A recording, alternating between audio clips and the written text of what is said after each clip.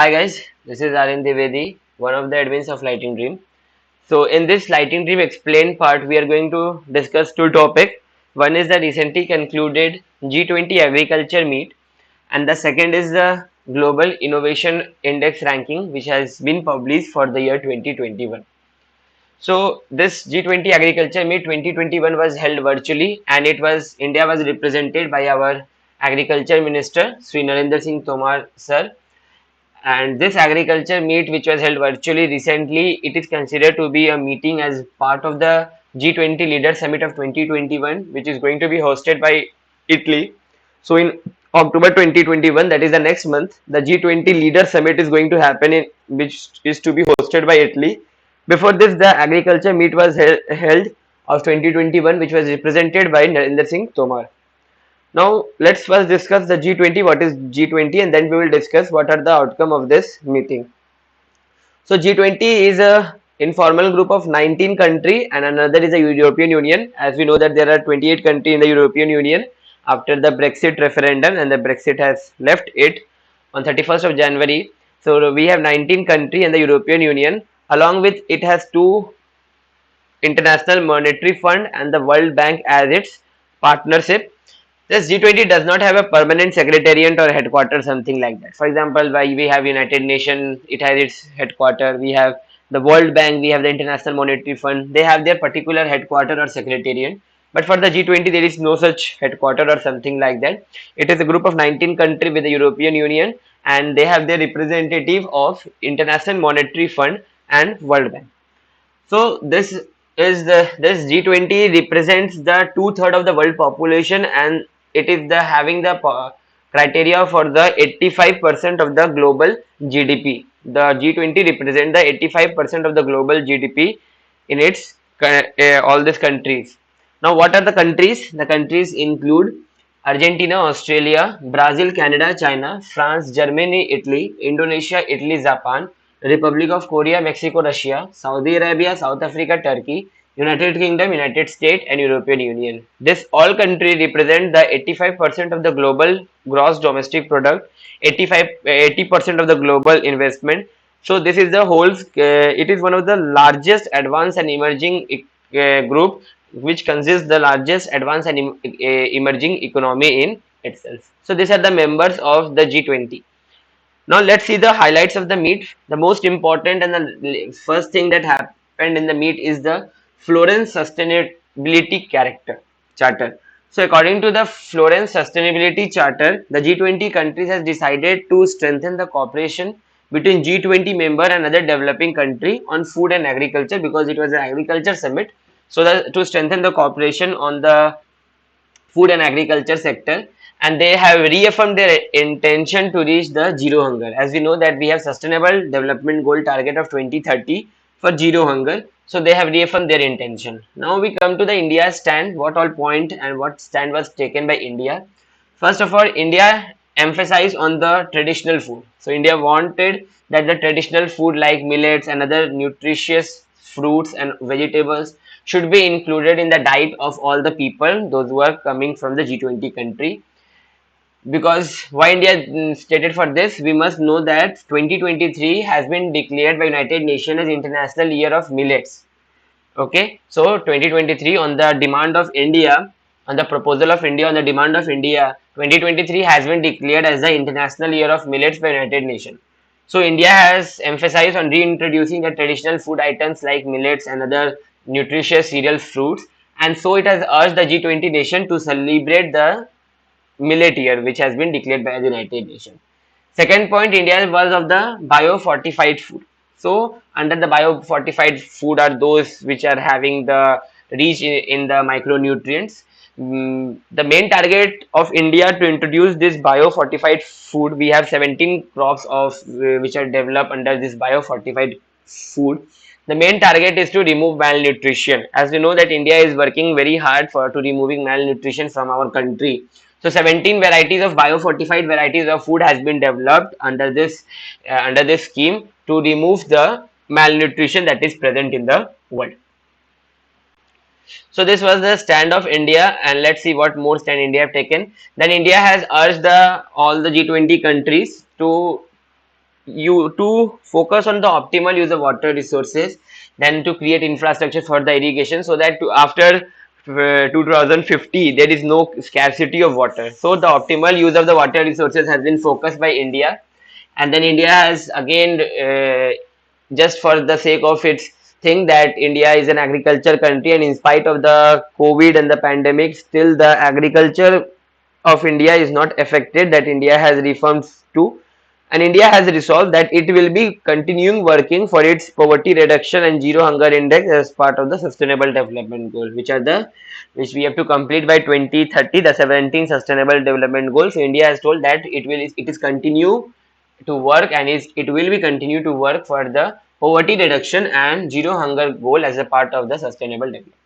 This was the stand that was taken by India. That is, first was the for the because we have International Year of Millets on the demand of India. It was made by United Nations. So India has emphasized on reintroducing traditional food items, including millets. Then for the bio-fortified food to remove the malnutrition. Then the water resources thing, and then India resolved to continuing working together to achieve the poverty reduction and zero hunger goal as part of the 2030 Sustainable Development Goal.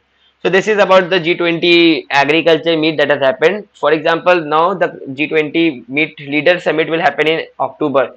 So when you will be, if you get a passage on based on this, then what you can get, it will be the having some question from the G20 leader summit and some question from the G20 agriculture summit. So you must know this topic in depth. The second issue that we are going to discuss is the Global Innovation Index. So recently the Global Innovation Index 2021 has been published. The Global Innovation Index is launched by World Intellectual Property Organization, which is a part of the United Nations, which is give the index for the basis of 132 economics. Okay, so a total of 132 economics are counted. There, what is their development for the innovation, what all work they are doing for the betterment of their innovation. And the best part of this is that India has been ranked 46 in the Global Innovation Index 2021. So we have climbed two spots from the last position, and from, if you consider, from 2014-15 place, we have done a very good in innovation index. As you know that the current government is working hard for innovation, startup and all such things. So this Global Innovation Index is launched by the World Intellectual Property Organization. It has some its partner also, like Portulans Institute, and there are various other corporate partners.